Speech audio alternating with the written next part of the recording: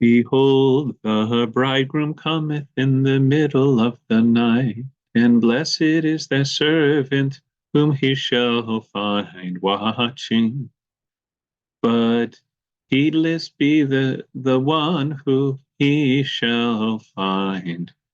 But unworthy be the one who he shall find. Heedless, beware therefore, O my soul, and be not overcome with grief, for fear you be given over unto death and shut out from the kingdom, but rather rouse thyself and cry, Holy, holy, holy art thou, O Christ our God.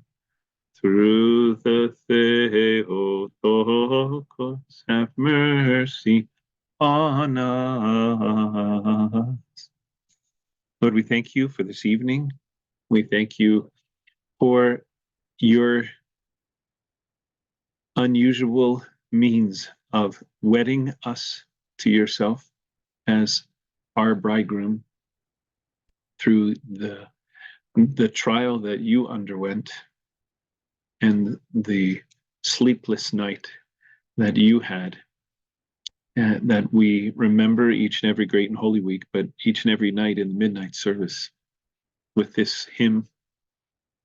And we thank you for your love that you show us in enduring all of this, so that we can be freed from death and sin and the devil.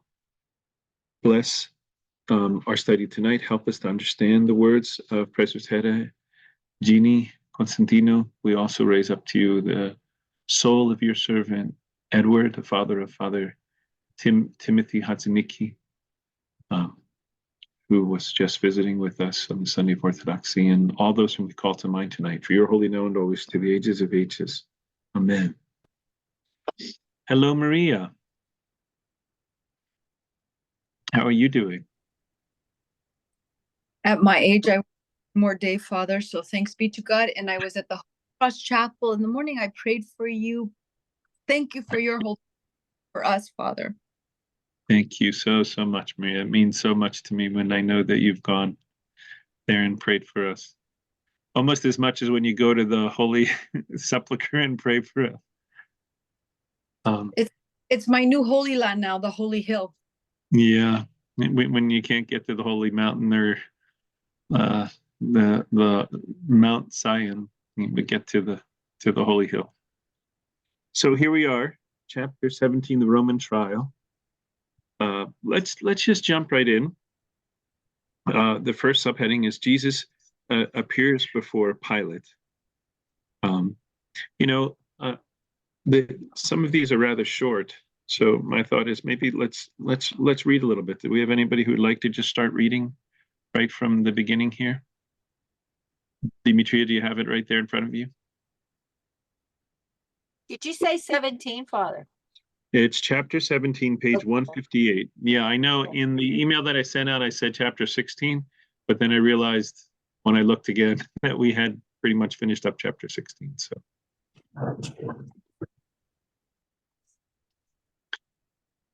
Do you have it there, Demetria? I could also put it on the screen, but I'm hoping everyone has a book. All right, go ahead. Then they led Jesus from the house of Caiaphas to the praetorium. John 18:28. The praetorium was located in the Antonia fortress, the Roman garrison constructed by Herod the Great, who had built and dedicated it to Mark Antony when he supported Antony's alliance with Cleopatra. It included the Roman governor's residence and public spaces for conducting official business. The Antonia stood in a strategic location on the northwest corner of the Temple Mount, overlooking the court of the Gentiles. Roman soldiers kept constant watch over the large open courtyard, scanning the crowd for any signs of riot or rebellion. Normally, the governor resided at the provincial capital, Caesarea Maritima, the magnificent Roman seaport built by Herod the Great in honor of Augustus Caesar. Many scholars believe that when in Jerusalem, Pilate may have resided at Herod the Great's former palace in the posh district of the upper city. But this is unlikely since Pilate was in Jerusalem for Passover for one purpose, to observe and control the crowd on the Temple Mount. From Herod's former palace, he would not have been able to respond immediately to any unrest at the temple by commanding the troops garrisoned at the Antonia. Furthermore, the Antonia provided more security, and Pilate's protection was always a concern, particularly at Passover.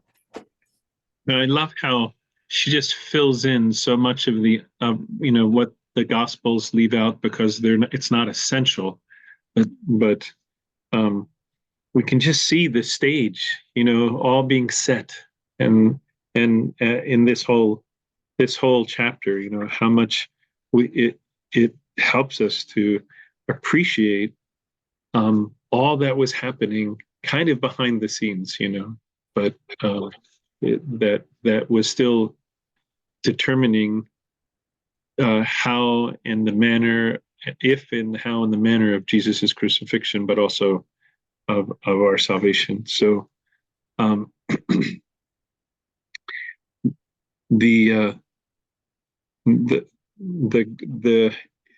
that there was a Roman garrison located basically right across, or on the side of the temple, so it overlooked the biggest courtyard where all the people would come. This says so much about what it was like, I guess, to be a Jew, and when you'd go up and worship and you'd see the Romans just looking down on you and so forth. You had a real sense of not having your own sovereignty, as a country. So I don't think we'll read everyone. The next one is pretty short too, though. So why don't we have somebody else offer to read that? Cindy? The administration of criminal justice in the Roman provinces. The Romans managed their vast empire by embracing many different forms of government in the variety of jurisdictions, provinces, colonies, independent cities, and kingdoms, all under the umbrella of Rome. Each jurisdiction encompassed people of varying legal statuses. Slaves, former slaves, Roman subjects, Roman citizens, citizens of cities, citizens of colonies. Justice was administered according to one's wealth, social status, legal status, and domicile. Independent cities, Roman colonies, and allied kingdoms enjoyed almost unfettered self-administration, including their own completely independent courts and assemblies. The Jews also had their own laws and independent courts where Jews pursued justice and settled disputes. In fact, the Sanhedrin was performing precisely that function and was in its legal right to put Jesus, a fellow Jew, on trial. Okay. So the next subheading, which is a little bit bigger, it talks about the powers of the provincial governor. I appreciated in reading this how organized the Roman government, the Roman Empire must have been. There were just so many people that were involved in the military and the administration and the judicial systems. And these governors would be sent to these different places. Oftentimes they only stayed for a few years. That's what it says. The governor could exercise the imperium only within his own province during his tenure, usually 2 years. So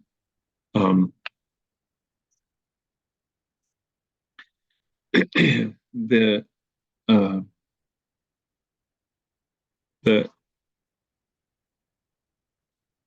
was the authority of the emperor in that place, right? He had what was known as the ius gladi, the right of the sword. So he could just, if he wanted, execute anybody right on the spot, just determining that they didn't, whether they needed a trial or not, but not Roman citizens, just subjects and everyone else that was in that list from before. So why was Passover a real concern for the Romans? Sula? The number of crowds that were visiting. I mean, there was just, 5 times the amount of people, probably more than that. Yeah. Yeah. There's just huge amounts of people that were doing their pilgrimage for the Passover. If I So remember correctly, I thought the numbers were like, it was less than 100,000. Was it 20,000 or maybe it was more than that? Normally lived in Jerusalem. Maybe it was, yeah. And there was a large number of people that just worked on the temple, though. But during the pilgrimages, it swelled to 500,000 people or more that would come. Imagine the degree of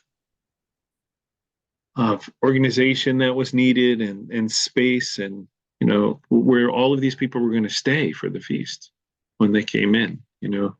City of 50,000 or whatever its size was, having 10 times as many visitors coming in. So it was very organized. They did all have the Jews had their different places where they stayed. This is an interesting side note. When Jesus, the angels tell the myrrh-bearing women to tell the disciples that they were to go to Galilee and there Jesus would see them, most of us, I think, automatically assume that Jesus is talking about the Sea of Galilee, and to go back to the place where he did his public ministry, where he first called them. But when you go on pilgrimage to the Holy Land, they tell you actually where Jesus appeared first to his disciples. And I guess, some might say maybe it was in the closed room, but was on the Mount of Olives. There was an area of land. Maria, you can help me out if I'm not saying something completely correctly. There was an area of land. And once you go up the Mount of Olives, to the top of it, then you start kind of going back down the other side. There is a palace for the Patriarchate, and the Patriarch of Jerusalem has a little. We don't really call it a palace, but it's where a number of the most recent patriarchs are also buried. And there's a church in that kind of complex. There's a Russian Orthodox monastery, I think, that's there too, but there's a church in that complex. And that church is dedicated to Jesus, this first appearance of Jesus to his disciples. And they call that place Little Galilee. And because that would basically the place would be all the thousands of people that had come down from Galilee for on pilgrimage for the feast, that's where they would stay. That's where they would camp out, basically, in that area. So, it was just you can understand why the Roman authorities probably had a little bit of a hard time of figuring out where Jesus was. That that Judas really was helpful to give them a heads up because of just how many people were all within that area. So now we're up to the motivation of the chief priests. The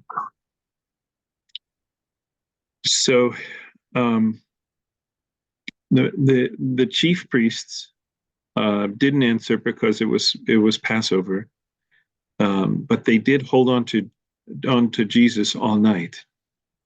They could have stoned him, but they didn't want that. That's an interesting fact, huh? I had never really thought about that before. They could have just stoned him, but they wanted him to have the most public crucifixion and public end to his ministry or his work as possible, to totally disgrace and discredit him, as she says, and to leave no doubt that he was a false prophet cursed by God. The crucifixion was the way that would most fully show that.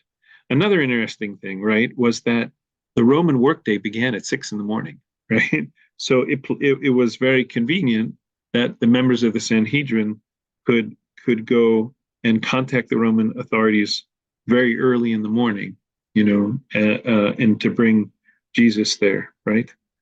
So Pontius Pilate, the governor, could see him right away, convict him, and sentence him to death before most of the people were even up in the morning.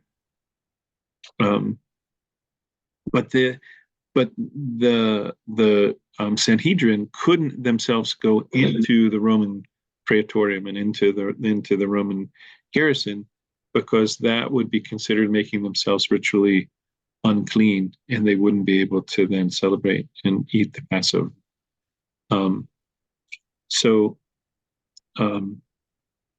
St. John Chrysostom notes the irony of this, and he wrote, "They who paid tithes on mint and anise did not consider that they were defiled by becoming murderers, but thought that they defiled themselves by merely entering the court of Pilate."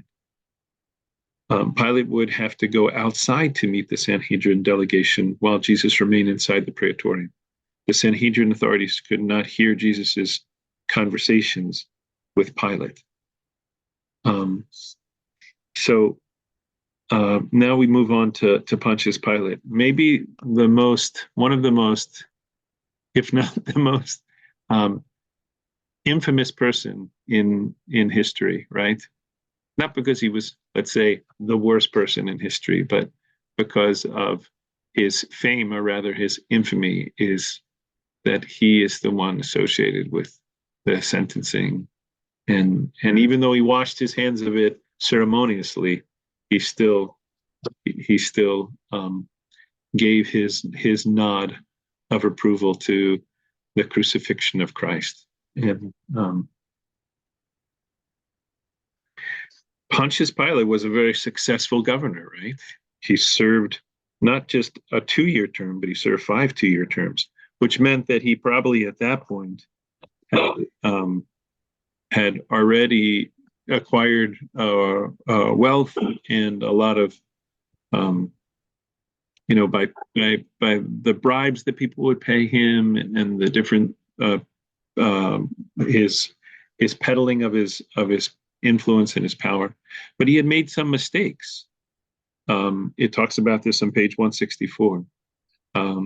He brought several busts of the emperor Tiberius into Jerusalem as in an effort to curry favor with Tiberius, but the Jews considered these images idolatrous, and they begged Pilate to remove them, and eventually he relented and moved them. And the second one was when he appropriated money that was in the temple treasury to be used to construct an aqueduct for the city.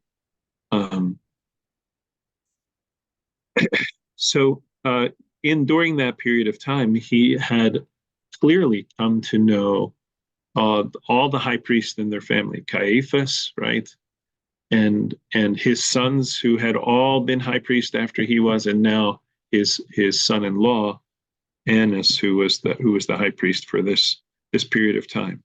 So he though he wielded a great amount of power, his relationship with the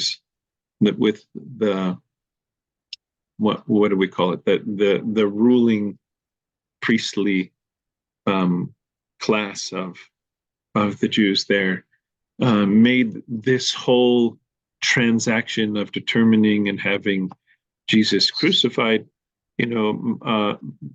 more possible. Because he could have waited, he could have made any other kind of choices. So we're on page 165 now. Pilate, actually, why don't we have somebody read this particular one? Roman governors and Jewish rebellion. Anybody who hasn't read yet, would you be willing to read? We're on page 165.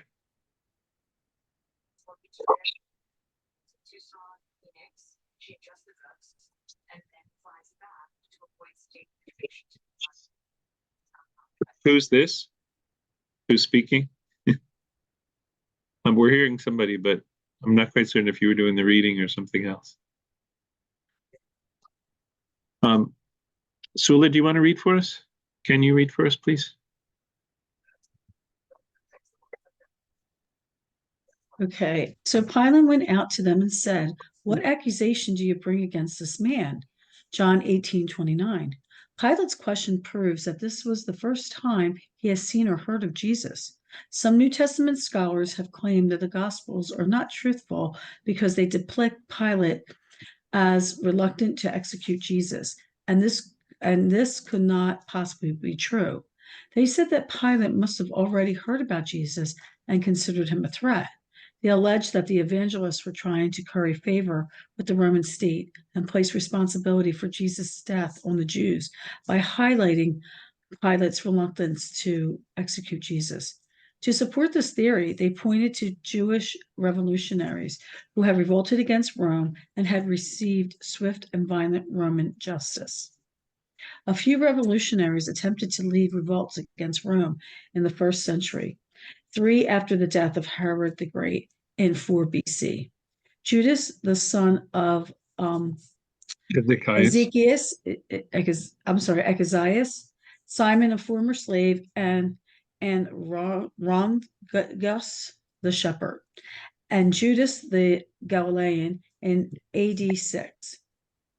Theodos claimed to be a prophet and incited a large group to follow him in about AD 45. He was captured in the desert and executed by the governor Crispus Fadus. I can't say this name. Josephus described additional imposers and deceivers as being active when Felix was governor. 52 to 60, including an Egyptian false prophet mentioned in Acts 21:38. Under the next governor, Festus, 60 to 62, another revolutionary attracted a following, and he was also destroyed by Roman troops. But Jesus' life, ministry, and message bore no resemblance to those men or their movements. The evangelists were truthful and reported the trial accurately. It is obvious here in Pilate's initial conversation with the Jewish authorities and his conversation with Jesus that Pilate had never heard of Jesus before. Regardless of what some imagined must have happened, absolutely no evidence exists that Pilate already knew about Jesus. Therefore, unlike actual revolutionaries, he could not have considered Jesus a threat. So that's interesting, right? How many insurrections were kind of happening, and yet how Jesus clearly was not like any, his ministry and his work was not like anything that that to be considered for the sentence of crucifixion, right? So that was the hard thing for the Sanhedrin, is they had to come up with a charge that was going to stick, that would be enough for their desire for him to be crucified to actually be passed and agreed upon.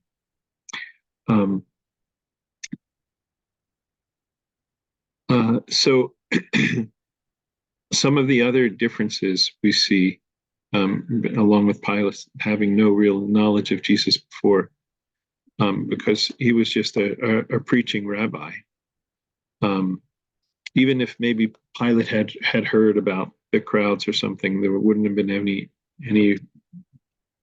opportunity for them really to have met anymore. Maybe he heard about the raising of Lazarus, who knows? But imagine that thing probably stayed more just with the Jews. So it says about him right in the middle of the page, nothing about him would have alarmed the Romans or drawn their attention. The motivation for the Pharisees' questions to Jesus about paying tribute to Caesar was to elicit a reason to report him to the Romans. So we see how they had the aristocracy of the Jews had planned all of this. When Jewish insurrectionists were arrested, their followers were arrested and executed as well, but they, because they too were involved in sedition. But Jesus' disciples were not arrested. That shows that his movement was not a threat to Roman order because Jesus' message was not political. Treason was the pretext for the Sanhedrin breathing Jesus to the Romans for crucifixion, but not the reason for his arrest by the Jewish leaders. In fact, no Jewish trial would have been required at all if Jesus had truly been undermining Roman authority. The Sanhedrin did not arrest revolutionists and put them on trial. The Romans would have handled the entire Jesus matter speedily without any Sanhedrin involvement if Jesus had undermined Roman authority in the slightest. So now they're setting the stage for why the big show that the Sanhedrin and all its followers and lackeys, you might say, and whatever the crowds that were there that morning, that they had to put on in order to convince Pilate to go ahead and crucify him. Someone else asked the question, or she repeats it. Wouldn't Jesus' miracles bring him to the attention of the Romans? She writes, no, because Romans did not witness the miracles. Jews did. Jesus almost always healed where he was preaching. In synagogues, the temple, and Jewish houses, and other locations where Jews gathered and Romans were not present. Occasionally we see Gentiles who know of Jesus' miraculous powers, such as the centurion or the Canaanite woman, but those incidents occurred in the northern region of Galilee, where Herod Antipas ruled, not down in south where Pilate was in charge. Pilate was not responsible for the administration of Galilee. So since at the end of this paragraph, since Jesus posed no threat to Roman order, no one had any reason to inform Pilate about his activities. So now we get to law enforcement and the role of accusers under Roman law.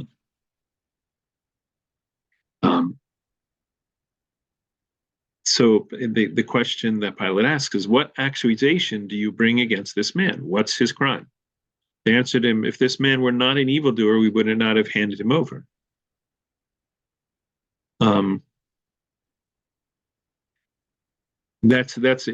She says it's another reason that shows that Pilate really didn't know Jesus before, because he just says against this man, right? Anything else about this particular subheading, law enforcement and the role of accusers under Roman law? So there was a process. A person just, even though the governors themselves could sentence and execute people basically on a whim, for the most part, there was a system of in which people were tried, and it was to make certain that the sentences that were being given were being given for the right reasons. So, for example, it says here, accusations were sometimes made solely out of spite, hatred, or jealousy. The chief priests sincerely believed Jesus deserved to die, but undoubtedly they were also motivated by their self-interest to prevent unrest and protect their positions. So, just moving on to the next subheading, the application of Jewish law and punishment in the empire. Maybe somebody else could read this for us. Angela, do you have a book in front of you? No, Father, I'm driving right now. Okay. I can read. Thank you. Yeah, I can read. Great. Pilate said to them, take him yourself and judge him by your own law. John 18, chapter 18, verse 31. Pilate's initial reaction raises 2 points. First, as explained above, the Jews had their own courts and generally handled their own issues, complaints, and controversies, including criminal matters, according to their own laws. The Jews had the right to administer justice as they saw fit, not only in Jerusalem or in Judea, but in their communities throughout the Roman Empire. Secondly, the case of Jesus was clearly a religious dispute and did not involve Roman law. With no underlying Roman crime, even alleged, Pilate's immediate reaction was dismissive, equivalent to "don't waste my time, handle this yourselves." The Jewish authorities had already judged Jesus. and they could legally have administered severe physical punishments, including beating him with rods or whipping him up to 40 times. Those punishments were permitted by Jewish law and even by Roman law, since they fell short of a death sentence. When he was persecuting the church, Saul of Tarsus, later known as St. Paul, was deputized by the chief priests to arrest followers of Jesus who had fled from Jerusalem to Damascus to avoid arrest. Acts 9, verse 1 through 2. Today, some of the doubt is and say this would never have happened. However, all the Jews worldwide were under the religious jurisdiction of the high priest and the temple authorities. Local Jews in Damascus or elsewhere would have cooperated with Jerusalem and assisted in arresting and returning to Jerusalem any Jews whom the temple authorities considered blasphemers, such as the followers of Jesus. The Romans would not have interfered and would have no incentive to become involved in such matters. In fact, the Jews would have complained if the Romans had prevented the exercise of their religious authority. If Jewish leaders decided that someone was a blasphemer and deserved to be punished, the Romans would have objected to that. Details in the Bible that do not reflect practices or expectations people have today should not be summarily dismissed as untrue. The Roman Empire was a brutal and violent society. We should not doubt the biblical witness by naively projecting our norms, sensitivities, and presumptions back in the first century because their customs were different from ours. They would have considered our norms, ideas, and legal procedures, such as equal justice under the laws, preposterous. Pilate said to them, Preposterous. preposterous, yeah. Pilate said to them, take him yourselves and judge him by your own law. The Jews said to him, it is not lawful for us to put any man to death. John chapter 18, verse 31. The Jewish leaders wanted Jesus dead, and Pilate alone had the ius gladi, the right of the sword. The chief priests now admitted that they really wanted what they really wanted from Pilate. Jesus must die. By convincing Pilate to cooperate with them, they would require a much stronger case in describing Jesus as an evildoer, which was not a crime and therefore not a charge Pilate could entertain. Jesus must be accused of a specific crime under Roman law. As Jesus waited inside the praetorium, the Jewish leaders stood outside conversing with Pilate. A few days earlier, the crowds had hailed Jesus as a king when he entered Jerusalem. Based on this, the chief priests accused Jesus of the worst possible crime under Roman law, one that would carry death penalty, treason. This is clear from Pilate's first statement to Jesus when he began questioning him. Pilate entered the praetorium again and called Jesus and said to him, are you king of the Jews? John chapter 18, verses 33. Thank you. Mm-hmm. So some interesting details in all of that. So it had to be treason. It had to be something that was against the emperor himself and the entire empire. We'll skip over the next one called cognitio, which was kind of one of the benefits that the governor had to be able to more quickly process extraordinary forms of justice without the normal legal process, which would have taken a number of days. But we're going to move to page 172 and pick up with, are you the king of the Jews? The question that Pilate asks Jesus. Was Pilate serious? Was Pilate wondering? Why would Pilate ask him that question?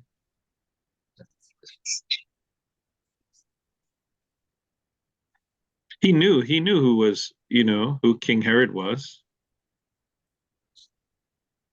Did he think that there was something about there being a prophecy No, I don't think so. No. I think well, it says it down further what I thought, and then I read it after I thought it. He was being sort of glib, sarcastic. Are you blah, Exactly. blah, blah? Yeah. He was just being mean.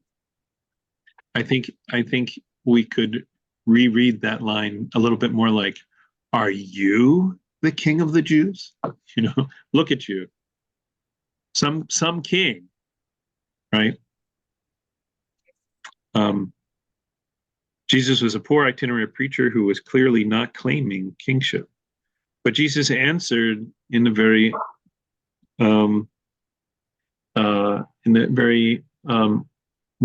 a way that then got Pilate's attention. Do you say this of your own accord, or did others say it to you about me? Pilate answered, am I a Jew? Your own nation and the chief priests have handed you over to me. What have you done? Jesus questioned the source of Pilate's information in order to make a point. Pilate knew that Jesus had not heard the accusations of the chief priests as they stood outside the praetorium to avoid becoming defiled. Jesus asked the question to help Pilate realize that the charges were baseless, since Pilate himself had not heard about Jesus except from his accusers. Governors were aware of rebellious movements and seditious leaders in the region. Spies, informers, sycophants, and political opportunists would have immediately reported any treasonous remarks or claims of kingship made by Jesus.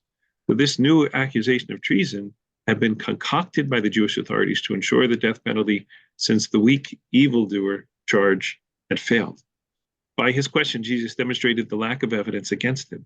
Pilate's response proves the lack of Roman knowledge about Jesus. Hence, the Romans were not involved in his arrest. So now this is a deeper look into the accusation of the kingship of Jesus, and how Pilate now begins to ask him more questions to try to understand. And ultimately it leads with it kind of ends that dialogue with Pilate saying to Jesus, when Jesus says, I came into this world to bear witness to the truth. And Pilate says, well, what is truth, right? And why did he have that question wrong? What would have been a more accurate way of asking that question? Peter? Are you really the king of the Sorry. No, the question, when he says, what is truth? Truth is standing in front of him in the form of a person. Who is truth is the right way to ask that question. No, this just shows that Pilate's inability to even conceive of, there being some kind of absolute truth.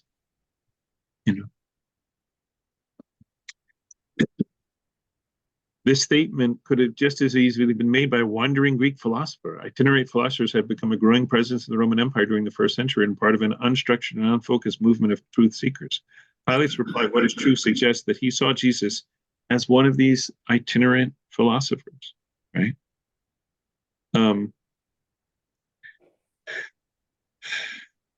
But there still needed to be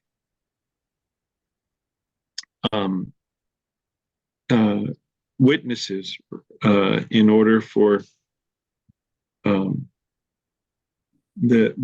charge to have been brought forth. And Pilate says, do you not hear how many things these people testify against you? So Jesus was allowed to speak on his own behalf. This is Pilate talking to Jesus was not like his own curiosity. It was a part of the Roman legal system that you could answer for yourself. There was a system in place for people to be able to defend themselves, right? So it goes on to finish here. The opportunity to confront one's accuser was common and expected, but a judge could proceed even without an accuser present on the basis of an anonymous accusation, though this was discouraged. But he gave him no answer, not even a single charge, so that the governor wondered greatly. The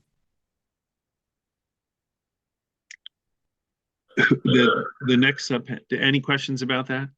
About any of that? Why? Yeah, or well, we're going to get to it because we talk about the fate of Pontius Pilate here at the end. The next subheading is about Pilate's wife. Anybody remember her name?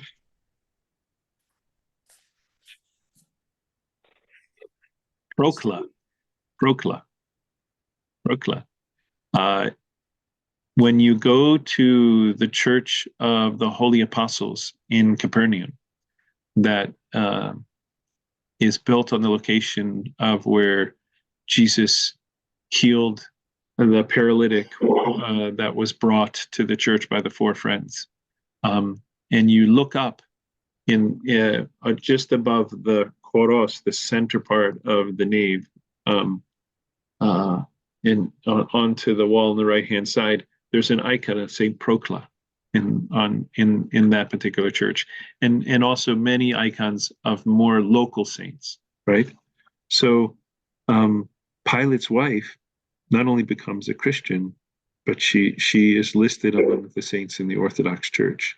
It says at the end, as she was a Gentile, her sensitivity to the message she received in a dream contrasts with the attitude of the Jewish leaders, who are not open to the voice of God, but resolute in their objective. So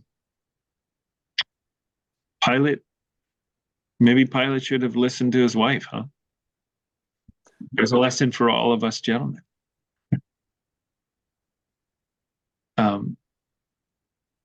There would have been a way for him to have been crucified anyways. So it does say that the ultimate fate of Pilate is unknown. There is a tradition. She says that he too became a Christian, but that's not what I heard. I heard that this other one, that he was exiled to Gaul, and then related to the third one, that Pilate committed suicide.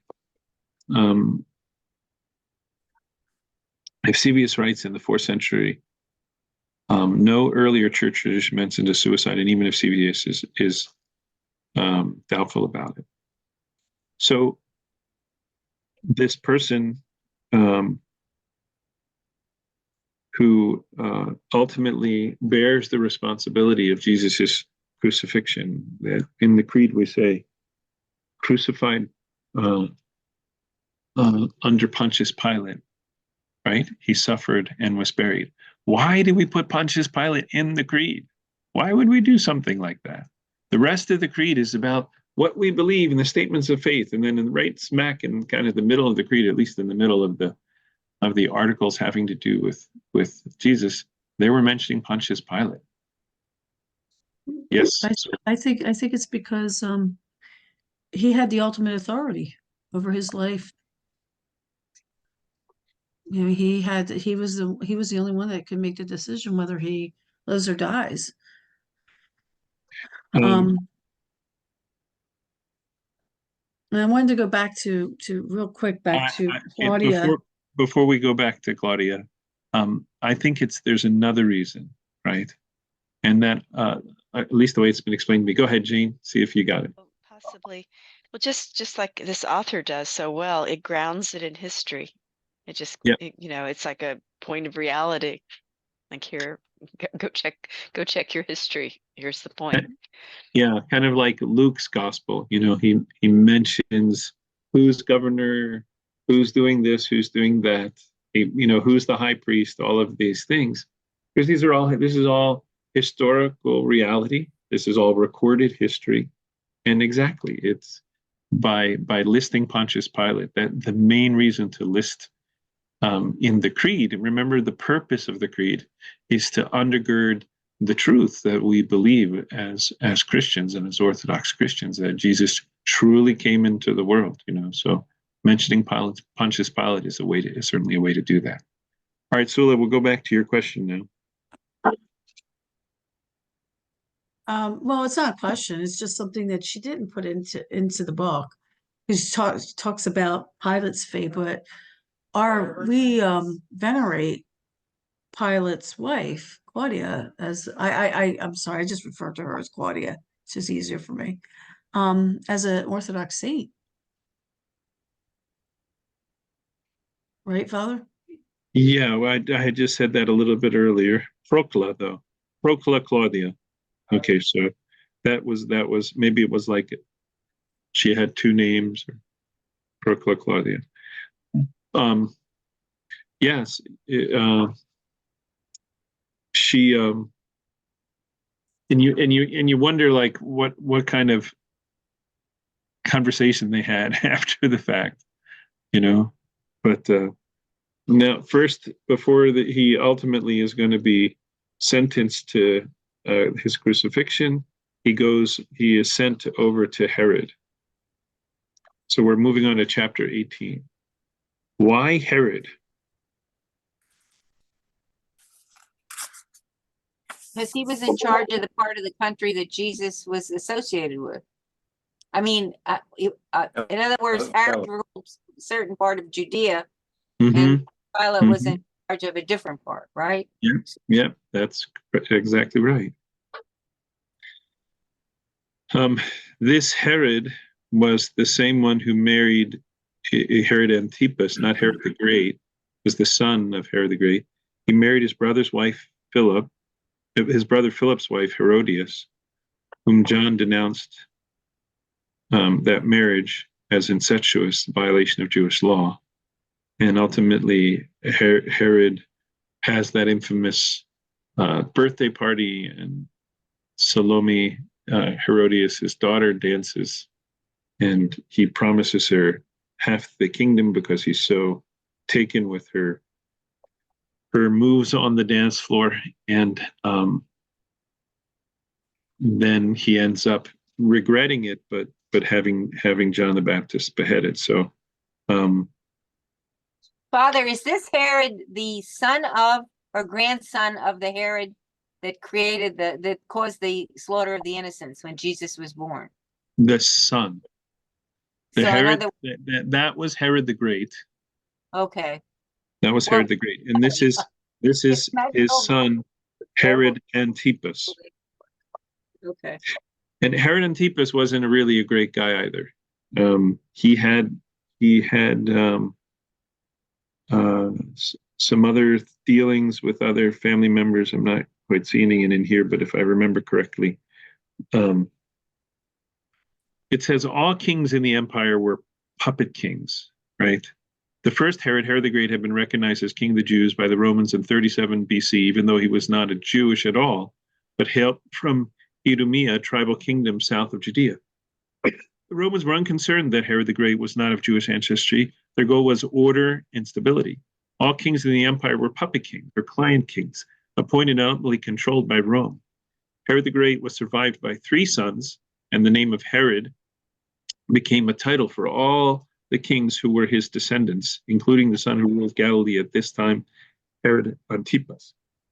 He became king of Galilee, the region west of the Sea of Galilee, on the death of his father in 4 BC. His territory also included Perea, a long strip of land on the east side of the Jordan River. Okay, so it says his father died, Herod the Great dies in 4 BC. But in the Gospels, I think it's that Herod who still is responsible, I'm pretty certain. So I think the dating here is the kind of the more accurate. Well, I'm not gonna try to reconcile that now, but we may have the dates off. I mean, Christ may have been born like 4 BC or back a ways. Right. Those are dating Right. maybe a little bit off. That's what I'm wondering, if that's what's going on here. I think there's something to that. What was Herod's thoughts about seeing Jesus? Anybody remember from the Gospels? Dimitria?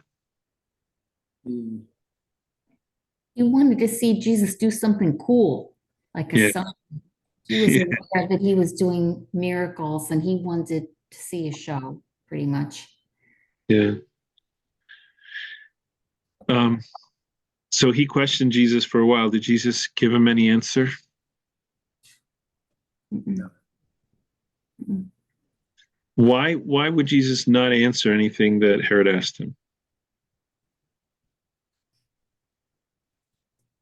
I think it's just for the same reasons that he wouldn't do miracles.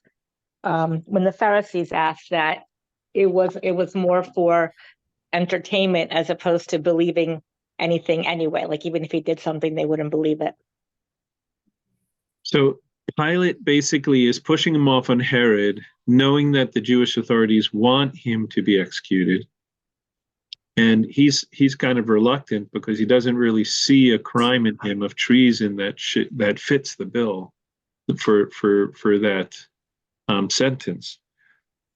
Herod was not under some of the restrictions that Pilate would have been to execute, but Herod still doesn't put Jesus to death. Does anybody remember why that is? One reason was that he was afraid after John the Baptist being killed, and that was very unpopular with people. He was afraid by Jesus, he would have a revolt on his hands. Yep, and really, he didn't see Jesus as a threat as well. You know, Jesus grew up in Galilee and established his ministry there. He was there for a long time. Herod ruled and controlled Galilee ruthlessly, and he had his own army with contingent of soldiers, some whom Jesus had even healed, right? So the reports that he received about Jesus all along, Jesus was harmless, you know, along with carrying the burden the extra mile. I mean, his followers could have been even kind of a good thing to have around. Someone, the Romans could make someone carry their load for a mile, and Jesus said, "Go too." Right. That's a good point too. So, in the end, how did Herod respond to the fact that Jesus wouldn't do any miracle and wouldn't answer any of his many questions? He decided he was a fraud. Yeah. So, again, no sentence. They can't. They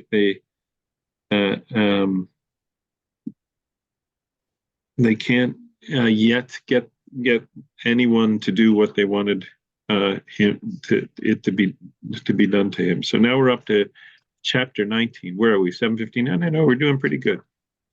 This chapter is a little bit longer, but 20 is pretty short about Barabbas. Okay, chapter 19, the scourging and mocking.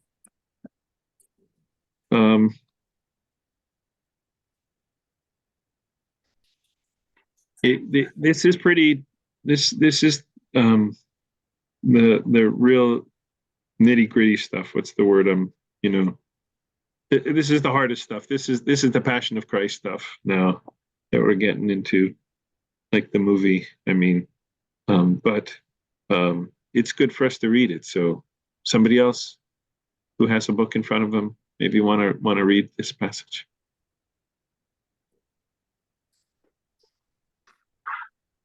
Peter, do you have the book there? Yeah. Okay. Page 22. Correct? Yeah. Pilate had sent Jesus, a Galilean, to be tried by the king of Galilee, Herod Antipas, who had jurisdiction over him, and that is that. Pilate assumed it was a lucky break that Herod was in Jerusalem for Passover. If Jesus deserved to die for claiming to be a king, Herod would render expedient judgment. Pilate need not be bothered with this issue, which has already consumed too much of his precious time. Many other pressing matters demanded his attention. Passover was to begin at sunset, and soon the entire Temple Mount would be swarming with people and their lambs. The city was packed with ardent Jewish pilgrims gathered from throughout the Roman world. His troops must be prepared to manage the throng that would soon congregate on the mountain. The Sanhedrin's interruption was unwelcome on the day before Passover, when Pilate's paramount concern and responsibility was to maintain crowd control. Having dispatched Jesus to Herod, Pilate assumed that the case of the obscure rabbi the Sanhedrin had abruptly thrust upon him was over. He had no time for their petty jealousies, and religious quarrels. Imagine Pilate's surprise when once again the chief priests and elders disrupted his morning duties, along with the temple guard, who escorted Jesus back to the praetorium. Pilate might have chuckled at the sight of Jesus, now attired by Herod in expensive clothes fit for royalty. He got the joke, but he had hoped to be rid of the Jewish authorities and of Jesus. But the chief priests and elders simply would not take no for an answer. Herod would not handle the matter, so once again, Jesus was Pilate's problem. Herod's action of returning Jesus to him for judgment confirmed for Pilate that Jesus was innocent. Pilate knew he could not avoid involvement, but he also knew that Jesus was not guilty of any crime.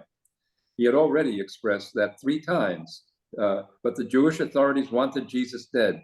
Perhaps Pilate reasoned, if he scourged Jesus, that would satisfy their desire for his blood. Although 3 of the Gospels merely imply this strategy, the Gospel of Luke is explicit. Pilate then called together the chief priests and the rulers and the people and said to them, you brought me this man as one who was perverting the people, and after examining him before you, behold, I did not find this man guilty of any of your charges against him. Neither did Herod, for he sent him back to us. Behold, nothing deserving of death has been done by him. I will therefore chastise him and release him. Pilate attempted to pacify the Jewish leaders by scourging Jesus. Although it is cruel to inflict such a horrible punishment on an innocent person, Pilate preferred it to crucifixion. This action could spare Jesus' life if it satisfied the religious leaders.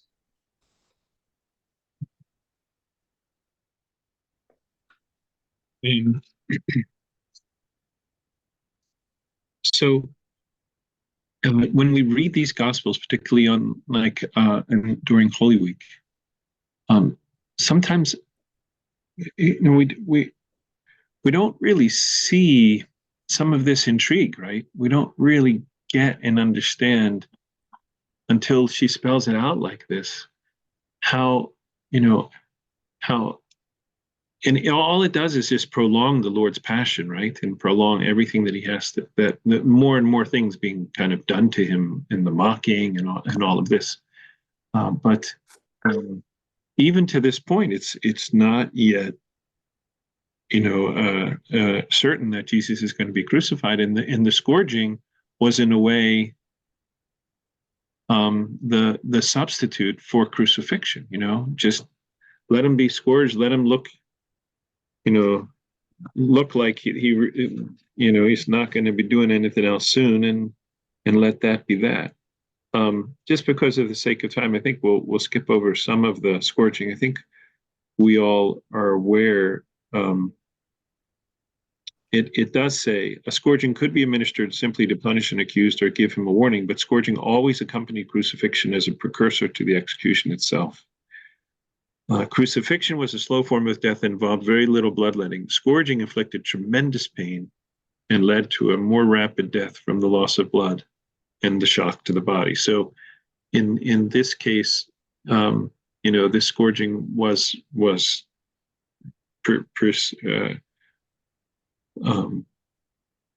helping that when he goes up on the cross that he would die more quickly, right?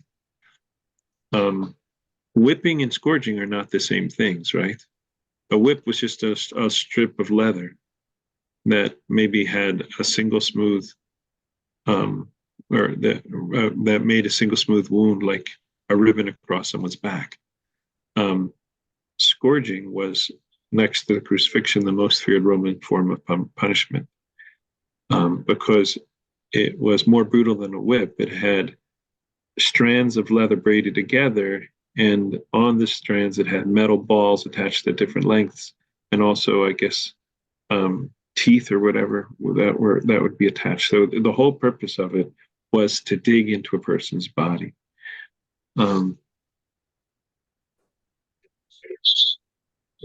blows were all over the body. The blows were in the front and in the back and everywhere. It could tear open a person's intestines and internal organs.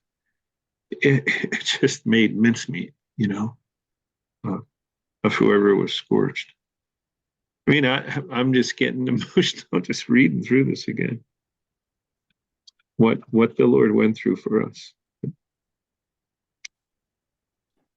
And not only the scourging, we do not know how many strokes the Lord received from the Roman soldiers, since they had no limitations.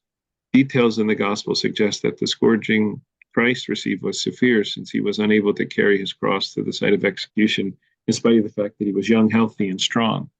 But there is another way of determining approximately the number of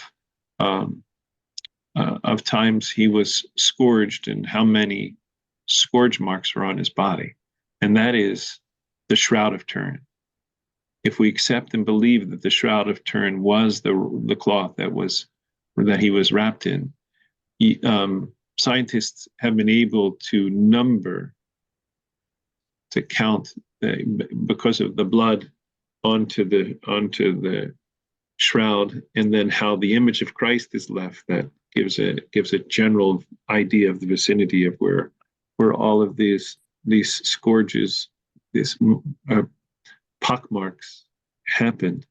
And Demetria, weren't you reading? We were talking about this the other night. Do you remember the number did that person say who spoke about the science of the shroud?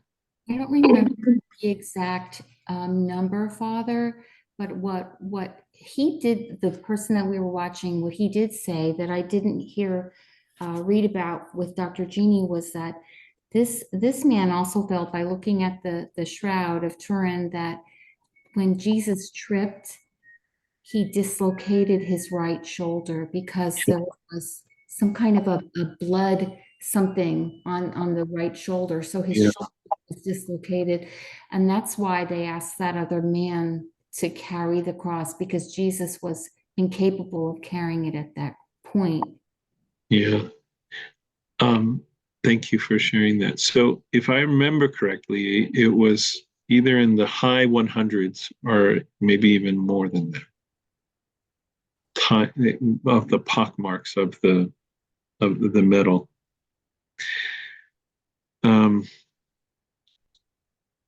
But he was not only scourged, right? He was also mocked, and the crown of thorns placed on his head. Why don't we read that as well? Cindy, you want to read for us again? Where are we at now? What page are you Page at? 186, the mocking and the crown of thorns. Okay. Then the soldiers of the governor took Jesus into the praetorium, and they gathered the whole battalion before him, and they stripped him and put a scarlet robe upon him, and plaiting a crown of thorns, they put it on his head, and put a reed in his hand. And kneeling before him, they mocked him, saying, "Hail, King of the Jews!" And they spat upon him, and took the reed and struck him on the head. And when they had mocked him, they stripped him of the robe, and put his own clothes on him, and led him away to crucify him. Jesus was mocked as a pseudo-king, dressed in a mock royal robe, handed a mock scepter in the form of a reed, in a coronation topped off with a crown of thorns. A large number of soldiers participated in the abuse, not simply the 2 or 3 who might have been responsible for carrying out the scourging itself. The mocking provided entertainment and was a welcome break for the soldiers. Mocking was common since crucifixion was designed to humiliate and shame the victim. Plays and Roman circuses also commonly depicted mocking, and Roman soldiers played a game of mock kingship, something like a board game, during Saturnalia. Scratches made in the stone pavement at the Antonia fortress showed that the soldiers garrisoned there played that very game. The mocking reflected the crime for which Jesus was condemned, treason, for claiming to be a king. The soldiers' words and genuflections imitated how Caesar would have been honored.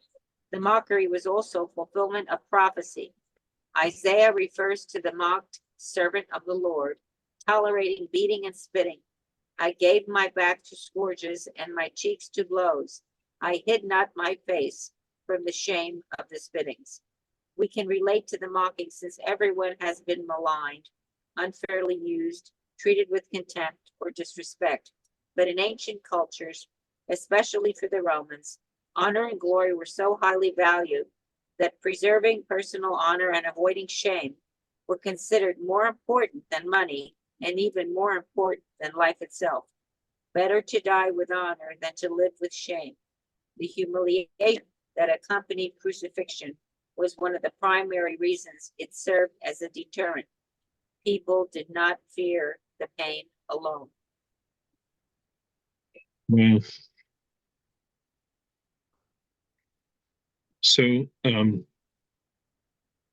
she goes on to say, today a sense of shame is often absent in our culture, or it is discouraged, even shame for sin.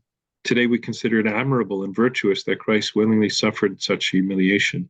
But when the Gospels were written, these details were highly embarrassing. I mean, embarrassing for the Christians. The culture in which the church was established was a society that valued honor. But the church never attempted to hide the mockery that accompanied the crucifixion, and the scriptures honestly describe even shameful things done to Christ. The honesty of the Gospels concerning the mocking should be noted for another reason. Today, people might readily dismiss the accounts of Christ's miracles as myths, exaggerations, or fabrications, arguing that such stories were invented simply to persuade people to believe in and follow Jesus. This seems plausible to modern people who pride themselves on reason, rationalism, and the immutable laws of science. But if the evangelists or any early Christians had been dishonest and lied about the miracles of Christ, the resurrection, the virgin birth, and so forth, so that people who believe in Jesus and so forth, so that people would believe in Jesus, they would never have included details that were humiliating for Christ and allowed people to call his divinity into question. In ancient stories, gods and heroes did not suffer shame and humiliation, certainly nothing like crucifixion, and not with Christ's attitude of meekness, humility, and forbearance. Even today, Muslims reject the historical record that Jesus was crucified because they see it as humiliation and weakness. The fact that the church openly spoke of the mocking and the evangelist wrote these details supports the trustworthiness of everything in the Gospels. Nothing about the crucifixion of Christ was good public relations for the church, and yet all these details were told and retold. And we have more about the rod and the robe and the crown of thorns. I'm going to skip over those and just go to behold the man. And could we have one more person, maybe who hasn't read yet? Or I guess I've called on just about everybody at least one. Jane, you haven't? You want to take behold the man and take it to the end of chapter 19?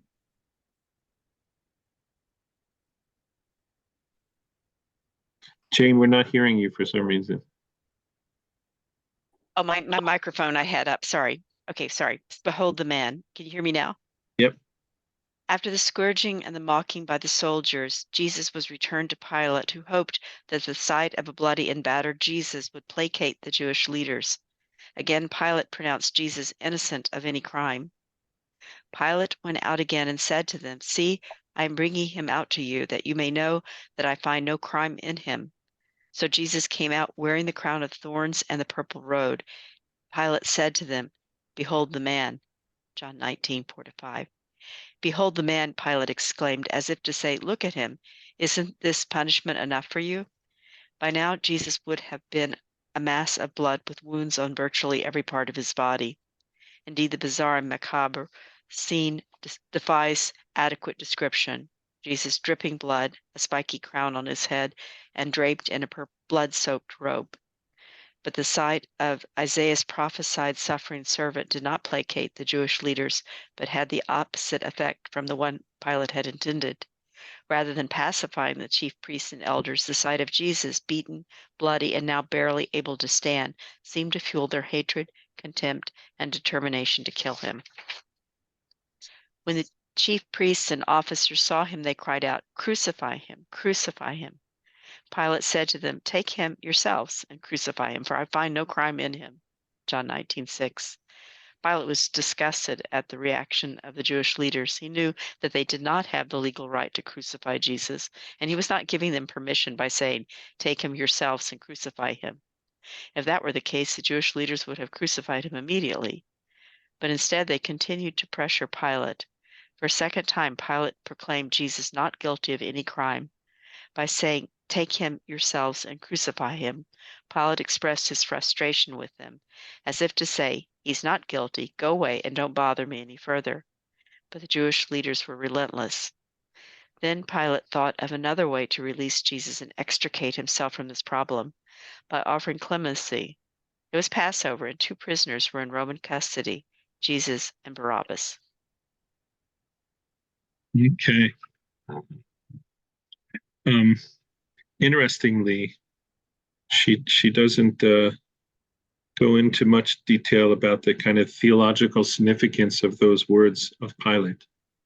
Behold the man. You know, the fathers of the church say that this is the example of the true man. You know, that Christ ultimately is the man. You know, and how he bore and underwent all of this out of his love for all of us, and in his willingness to die for all of us. So last chapter 20, Barabbas. Jesus had been brought before Pilate early in the morning, accompanied by important and influential Jewish leaders who made it clear that they wanted Jesus dead. The delegation to Pilate consisted of some of the most prominent men in Jerusalem, elders and chief priests, all members of the Sanhedrin. It would be embarrassing to them if Pilate rejected their request and simply released Jesus immediately. Pilate had the power to release Jesus outright, but that would signal an acquittal. Pilate had already concluded that Jesus was innocent of any Roman crime, but he had him brought to him by a very high-level Jewish delegation. But he had been brought to him by a very high-level Jewish delegation. Perhaps he could release Jesus by some other means that would not humiliate the dignitaries. Looking for a way to avoid embarrassing the representatives of the Sanhedrin, Pilate made them an offer. I find no crime in him, but you have a custom that I should release one man for you at the Passover. Will you have me release for you the King of the Jews? Another factor may also have motivated Pilate to release a prisoner. As noted earlier, Jerusalem during Passover was a political pressure cooker. The city's ordinary population of 50,000, there we go, that's what it was, swelled to 4 or 5 times that because of the influx of pilgrims for Passover, which commemorated the Jews' deliverance from slavery in Egypt and reminding them of their present subjugation. Just think about those numbers for a second. So let's say there's 250,000 people in Jerusalem, right? Every one of those families is slaughtering the Paschal lamb. How many lambs are we talking about here? You know, that you can, it just gives us a greater sense of the dimensions, the size of what was going on. So even Jesus's crucifixion, all of this happening early, you know, while the hustle and bustle of everything else is going on, he's crucified outside of the city. You know, it's almost as if it's a secondary thing for most of the people, right? Not like the most important thing happening at all. Another factor may have motivated. Oh, I already mentioned that. Okay. The Romans had no custom of releasing prisoners. The evangelist John is completely accurate as he relates the words of Pilate. You have a custom, he says. The custom of releasing a prisoner at Passover was a Jewish one. The Romans were not required to observe any Jewish customs, but at that moment, releasing a prisoner could serve a dual purpose for Pilate. His act of clemency could release some pent-up steam of religious emotion, lessening the chance that the city would explode in revolt, while also demonstrating the great magnanimity of Rome. Since Jesus was popular, his release could generate goodwill and would also get Pilate out of this predicament. The Jewish leaders must have told Pilate about the enthusiastic crowds that had acclaimed Jesus as a king when he entered Jerusalem. Executing him might inflate anti-Roman sentiment and actually trigger a revolt. But if Pilate released Jesus as an act of clemency, this would be an excellent Roman public relations move and would also avoid embarrassing the Jewish leaders by an outright acquittal. And they had then a notorious prisoner called Barabbas. Pilate had offered clemency to avoid embarrassing the Sanhedrin. No one needed to know that he had found Jesus innocent of any crime. They could blame Jesus' release on the Romans. What the chief priests wanted was to blame Jesus' death on the Romans. His relief on any terms was unacceptable to them. So they cry out, not Jesus, but Barabbas. The evangelist describes Barabbas as a bandit or robber, but he was not an ordinary highway thief. The same Greek word, lestis, or listis, was also used for revolutionary bandits or guerrilla warriors. Mark confirmed this when he described Barabbas as one of a group imprisoned for having committed murder in an insurrection. Matthew described him as notorious, indicating that Barabbas was well known, perhaps the leader of a gang of religious political fanatics intent on freeing the nation from Roman rule. Neither Roman nor Jewish officials would ordinarily have considered releasing Barabbas. Certainly not Pilate, since Barabbas had probably murdered Roman soldiers, So their asking for Barabbas really, was a big ask even then.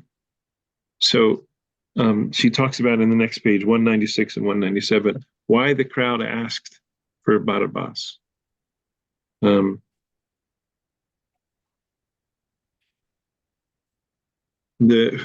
very many people knew what was about to take place. So on page 197, she says, the governor again said to them, which of the two do you want me to release for you? And they said Barabbas. Some Jews would have supported Barabbas regardless of whether the chief priests had prompted the crowd to ask for him. His crime against the Romans was an act of Jewish patriotism. Those who advocated rebellion against Rome would have considered Barabbas a heroic figure, even more so than Jesus, who told people to turn the other cheek and love your enemies. The irony of the demand for Barabbas was not lost on the evangelists.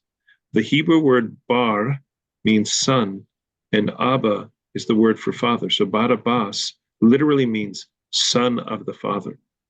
The true son of the father was rejected in favor of a counterfeit, one who bore the name Barabbas, but was not, in fact, the son of the father. Pilate was stymied by an outcome he had not anticipated. His plans to release Jesus without humiliating Jewish authorities had backfired. He'd suggested the prisoner release and allowed the crowd to choose, and now he was forced to release Barabbas. But even the release of Barabbas did not require that Jesus be executed. Pilate was forced to release a criminal, but he still had an innocent man in custody. So they keep crying out, and he says, what do I do with Jesus? Suggests that he was surprised and unprepared for them to ask for Barabbas, but even more bewildered when the crowd demanded crucifixion. So Pilate says, why? What evil has he done? It is unimaginable that an unbiased crowd could call for the crucifixion of Jesus with no basis or motivation.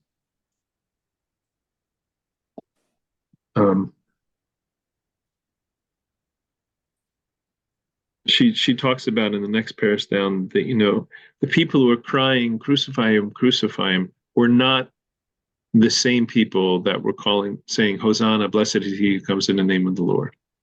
Right? It wasn't. This isn't the fickleness of the Jews. Even some of the fathers of the church give sermons that kind of point out, we can be all in favor of the church and so forth, but if we have to actually suffer for Christ in some way, we may, that's the direction that some of the fathers of the church in the sermons have taken it. But she says, the crowd that was assembled outside the praetorium that morning did not consist of the same people that welcomed Jesus in the city 5 days earlier. And instead, the Jewish authorities who controlled the Temple Mount could quickly create and control a crowd when everyone else in the city was preparing for Passover. So this was no arbitrary cross-section of ordinary inhabitants or visitors to Jerusalem. The populace had no motivation to call for Jesus' death, let alone by crucifixion, with such vitriol and animosity. So Pilate stunned. The crowd had chosen Barabbas. Pilate compounded the mistake by asking, then what shall I do with Jesus who is called the Christ? And they all said, let him be crucified, shouting the words repeatedly. Pilate was still not prepared to yield to their demands. He would have to be forced to crucify Jesus, and that would require nothing less than blackmail. All right, well, this is where we've ended, or we got to where we wanted to. Any thoughts about particularly like those last 2 chapters? And I know I read a lot of that. I was trying to pick and choose and read a little bit quickly so we could get to the end. Forgive me. The question, Yes, Cindy. with all these things that these people did that caused Jesus's death, was this something because Satan entered into them, or was it more simplified in the sense that they were just worried about their jobs and not losing their positions, because they didn't really, never says anywhere in here where they were afraid of him because he was somebody special. So was this something where Satan entered into any of these people, or was it more down to earth reasons?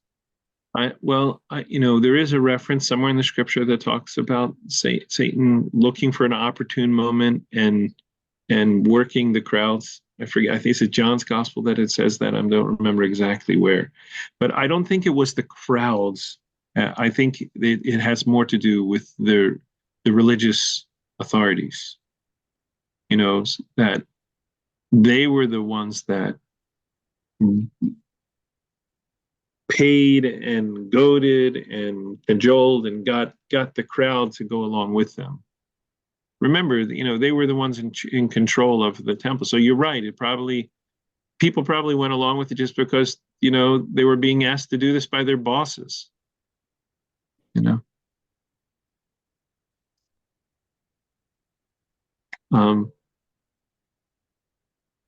And yet Jesus was aware of all of this, There's a the movie about Jesus where they show that scene where he offers Jesus or Barabbas, and in the background behind this mob, you see something walking. I say something because it's the devil, and you can see him watching what's going on. And I never looked at it that way before until I saw that in the movie. Yeah. I was just watching if he was just observing, or he was actually he actually made a lot of that happen. I think in the writings of the fathers of the church, it's pretty clear that this is what the evil one, and in the hymns of the church, this is what the evil one wanted. So that's why Kazantzakis' Last Temptation of Christ was actually banned by the Church of Greece, and he himself was excommunicated because the basic tenet of the Last Temptation of Christ is that the last temptation that Jesus faces from the devil is to come down from the cross in his book. And his whole depiction of Jesus is just very, very different than our understanding of the human will completely and fully choosing, surrendering to, and choosing the divine will, So, I know, but I think so, and that's in agreement with you, Cindy, that the devil wasn't trying to keep Jesus from the crucifixion. He was everything. His intention was that he could do away with the Son of God, not knowing what he was going to do to his realm, his world, of the underworld and Hades and the souls that were there. The harrowing of Hades is coming. All right. Thank you, everybody. It's 8:31. Oh, go ahead, Peter. I just had a question that when Christ to Pilate, I'm paraphrasing, as you said so, when he asked him if he was the king of the Jews, wasn't he offering himself? He was helping Pilate to make a decision, basically. Yeah, kind of like he said, well, you said it. And so he was kind of like, yeah, like I guess this is the truth, like, yeah, but you can take me for treason if you want. Kind of like that. Yeah. It's a great question. Right? It's a great question to ask Jesus, because he was, but what do we say on the cross? We don't normally write what we know was written above Jesus, the Jesus of Nazareth, Jesus the Nazarene, King of the Jews. King of the Jews. We normally write the cross, on the Estavromeno, the cross behind the gospel that we take, behind the altar that we take in procession on Holy Friday, King of Glory. And that leads me to plug the newsletter, and the front page article is actually the very end of the book. It's the so it's just a small excerpt from the book is the front page of here, and the theme is about glory, what is glory, what truly is glorious, and what Christ truly does on the cross. But we'll get to that before the end. Yes, Jane. I want to make a comment on the crowd, maybe a plug for the crowd, kind of an odd way. I mean, they weren't the ones that said Hosanna that knew him. They weren't those. They were ones that were stirred up by the temple, but they're also kind of we're celebrating Passover, very zealous and very religious minded. And the priest asked them to do this. Of course, they're going to do it. They're celebrating Passover. But these are the ones at Pentecost who were cut to the quick when they realized what they'd done. And many of them are in the church. Yeah, remember those in Peter's sermon. So yeah, they're stirred up and they're eager to do everything right on Passover. I mean, there's some that did it knowingly, but there's some that were just kind of sucked into it. But they were horrified when they realized. Well, even the soldiers, right? Mm-hmm. That did it, repented. Yeah, absolutely. Cornelius and so forth. Marie, anything you want to share with us? I haven't asked you to read tonight. Do you have the book? You're muted, but you can't unmute. I apologize. I can't see well to read, Father, so forgive me. Oh no. All right. Thank you, though. You're welcome. What I wanted to just, not much I could add, but Please. I was just gonna say, it's just beautiful sometimes if there's peace and stability, so we can go walk the footsteps of Christ and actually go to the very places, especially where Jesus resurrected, and the very place on the Mount of Olives, like you were saying, where he spoke to the disciples and then ascended into heaven. And I was actually married there at that church that you were talking about. No where way. the patriarchs. Really? Yeah. Oh wow. Yeah, the Church of the Ascension. And the patriarch actually officiated the wedding, Patriarch Diodorus, in 1984. So yeah, it's a beautiful church that's dedicated. There's a Russian church and a Greek Orthodox church for the Ascension, where Jesus ascended to heaven and on the Mount of Olives. Yeah. Thank you for sharing that. What a blessing. Let's keep all of the Palestinians, but especially the Palestinian Christians that we know, in our prayers. I watched an interview of one of them who's here in America now, and he lost his father in the bombings of the church in Gaza. And he basically said he thinks it's very, very likely that by the end of all this, there will be no Christians left whatsoever in Gaza. After 2,000-year history, it'll all be gone. In one of the most ancient communities where the first monastery started, very sad that the wars are just forcing Christians out. Very sad. Yeah. And I might add, Father Theodore, that we need to be grateful for all things. The bishop in Gaza was saying that, one day the people eat and the next day they fast because they don't have enough food to eat every single day. So quite sad. There's about 350 people in the Orthodox Church, about 650 in the Latin Church. The Christians that have remained are in the two churches. But I was just going to say, we just need to be grateful for each and every small thing, because in our day and age, it's just hard to believe that hunger is being caused, by another nation. I mean, the Israelis are just strangulating the Palestinians. Very sad. Yeah. Maria, were you saying the people are actually at the church? Like everybody's gathered there and like for shelter? No, the people have lost their homes, so they went to the church for refuge. They instead of going to the tents, because they're Christian, instead of going under tents, at least they're blessed enough to be in God's house. and they're in Sure. the church, in the Roman Catholic Church, which we call Latin Church, and in the Greek Orthodox Church, the St. Porphyrius Church, which was actually attacked by Israel. The compound of the church was attacked on October 18th, which is quite sad. And 18 people, actually, 18 Orthodox Christians were killed. Yeah. Well, and we'll keep you and your family and the people of Taipei, continue to keep you in our prayers as well. We are coming, Maria. Whenever this is past, if you're still there, we're going to come. And whatever else we can do to help, please continue to let us know. May it be God's plan that some Christians could remain in the very land where Christ was resurrected, Father Theodore, God willing. Amen. Lord of the powers, be with us. For in times of distress, we have no other help but you, Lord of the powers. Have mercy on us.